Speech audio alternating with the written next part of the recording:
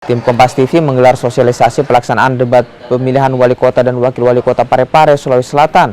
Dalam sosialisasi juga dibahas terkait teknis mekanisme debat pilkada serentak 2024. KPU Parepare memberi apresiasi atas sosialisasi debat pilkada yang digelar Kompas TV.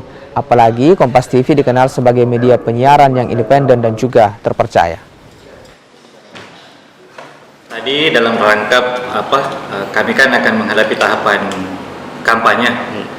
Ini persiapan dalam rangka untuk memilih IO yang mana yang akan kami pilih atau gunakan dalam rangka melaksanakan debat nanti, karena memang debat ini perlu menjadi perhatian khusus karena calon pemimpin Kota Parepare akan memaparkan visi dan misinya melalui proses debat nanti.